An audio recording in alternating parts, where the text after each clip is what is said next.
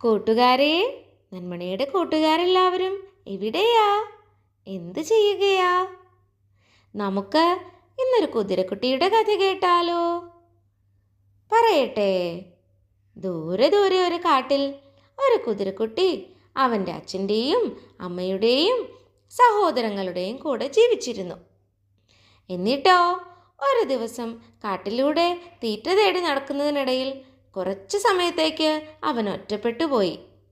ആ സമയത്ത് തന്നെ അവിടെ ഒരു വേട്ടക്കാരൻ മൃഗങ്ങളെ പിടിക്കാനായി കെണി വച്ചിരുന്നു.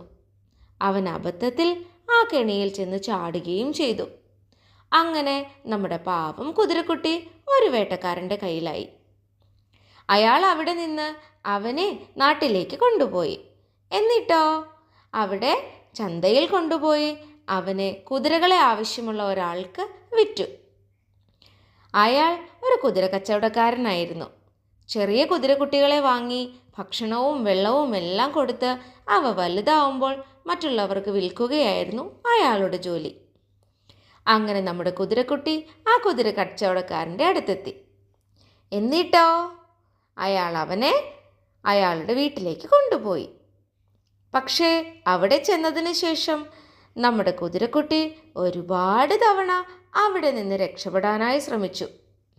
പക്ഷേ എത്ര തവണ ശ്രമിച്ചെങ്കിലും അതുപോലെ തന്നെ അവൻ ആ കുതിര കച്ചവടക്കാരൻ്റെ കയ്യിലകപ്പെടും. ഒരു രീതിയിലും അവൻ അവിടെ നിന്ന് രക്ഷപ്പെടാനായി സാധിച്ചില്ല.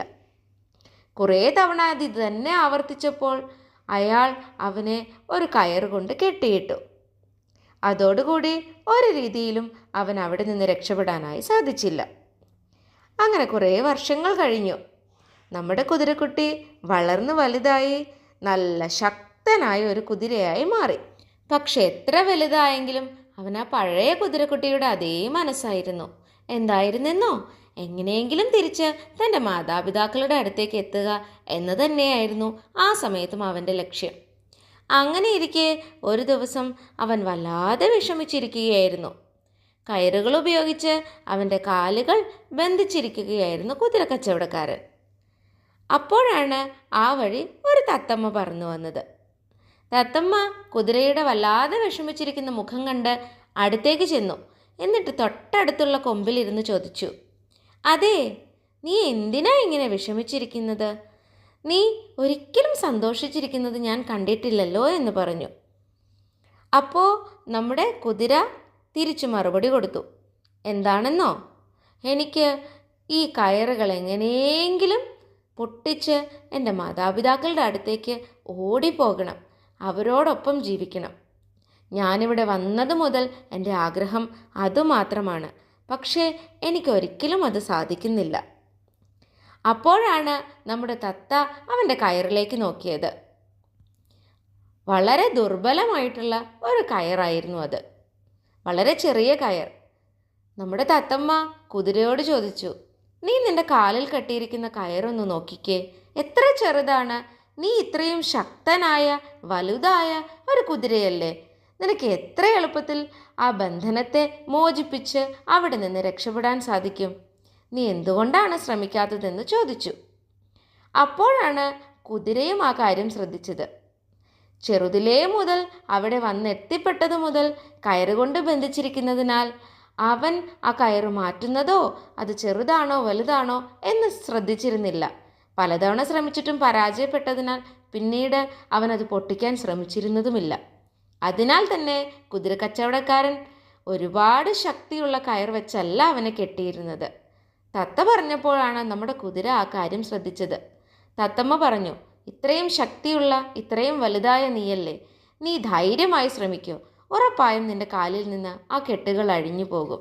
തത്തമ്മയുടെ വാക്കുകൾ കേട്ട കുതിര കരുതി, ശരിയാണ്, എനിക്ക് സാധിക്കും, എനിക്ക് ശക്തിയുണ്ട്, എന്തുകൊണ്ട് എനിക്ക് ഒന്നുകൂടെ ശ്രമിച്ചുകൂടാ? അവൻ എന്തു ചെയ്തെന്നോ, തൻ്റെ സർവ്വശക്തിയും ഉപയോഗിച്ച് ആ കെട്ടുകൾ കാലിൽ നിന്ന് അഴിക്കാനായി വല്ലാതെ വലിച്ചു നോക്കി. തത്തമ്മ പറഞ്ഞതുപോലെ തന്നെ ഒറ്റ വലയിൽ തന്നെ അവൻ്റെ കാലുകളിൽ നിന്നും ആ കയർ മാറിപ്പോയി. അവൻ ആ കയറിൽ നിന്ന് മോചിതനാവുകയും ചെയ്തു. അപ്പോഴാണ് കുതിര തൻ്റെ ശക്തി തിരിച്ചറിഞ്ഞത്. അവൻ ഒരുപാട് നന്ദി പറഞ്ഞു നമ്മുടെ തത്തമ്മയോട്. എന്നിട്ടോ അവിടെ നിന്ന് വേറെ ആരെങ്കിലും വരുന്നുണ്ടോ എന്ന് നോക്കി തത്തമ്മയും അവനെ സഹായിച്ചു. ആരുമില്ലെന്ന് കണ്ടയുടനെ അവൻ വേഗം അവൻ്റെ അച്ഛൻ്റെയും അമ്മയുടെയും അടുത്തേക്ക് ഓടിപ്പോയി. കൂട്ടുകാരെ, ഈ കഥയിൽ നിന്ന് നിങ്ങൾക്കെന്താ മനസ്സിലായത്? എന്നെ കൊണ്ടൊന്നിനും സാധിക്കില്ല, ഞാനിനി ഇതുപോലെ ഈ ബന്ധനത്തിൽ തന്നെ കിടക്കണമെന്ന് പറഞ്ഞ് നമ്മുടെ കുതിര അവിടെ തന്നെ കിടന്നിരുന്നെങ്കിലോ? വേറൊരു കച്ചവടക്കാരൻ്റെ കയ്യിലേക്ക് പോയി അയാളുടെ വീട്ടിലെ കുതിരയായി ജീവിക്കേണ്ടി വന്നേനെ. പക്ഷേ തൻ്റെ സ്വന്തം ശക്തി തിരിച്ചറിയാനായി അവന് തത്തമ്മയുടെ വാക്കുകൾ കേൾക്കേണ്ടി വന്നു. അല്ലേ? ഇതുപോലെയാണ് നമ്മളിൽ പലരും. നമ്മുടെ ശക്തിയും നമ്മുടെ കഴിവുകളും പലപ്പോഴും നമ്മൾ തിരിച്ചറിയുന്നില്ല. പലരെയും കേട്ടിട്ടില്ലേ? ചിലപ്പോഴൊക്കെ ആരെങ്കിലും പറഞ്ഞിട്ടുണ്ടാവും, നിനക്കതിന് കഴിവില്ല, നിന്നെക്കൊണ്ടത് സാധിക്കില്ല. അത് കേട്ട ഉടനെ എനിക്കിനി അത് സാധിക്കില്ല എന്നും പറഞ്ഞ് ആ കാര്യം ചെയ്യാതെ മാറിയിരിക്കുന്ന ഒരുപാട് പേരുണ്ട്. ഒരിക്കലും അങ്ങനെ ചെയ്യരുത്. പറ്റുമോ എന്ന് തീർച്ചയായും വീണ്ടും വീണ്ടും ശ്രമിച്ചു നോക്കുക. ചിലപ്പോഴൊക്കെ നമ്മൾ പരാജയപ്പെട്ടേക്കാം, പക്ഷേ ഒരു സമയത്ത് നമ്മളതിൽ വിജയിക്കുക തന്നെ ചെയ്യും. ഒരിക്കലും നമ്മൾ മറ്റുള്ളവരുടെ ബന്ധനത്തിൽപ്പെട്ട് കിടക്കേണ്ടവരല്ല. പിന്നെയോ, നമുക്ക് നമ്മുടേതായ ഒരുപാട് കഴിവുകളുണ്ട്. അത് നമ്മളെപ്പോഴും തിരിച്ചറിയുകയും അത് നമ്മുടെ ജീവിതത്തിൽ പ്രയോജനപ്പെടുത്തുകയും വേണം. കേട്ടോ കൂട്ടുകാരെ?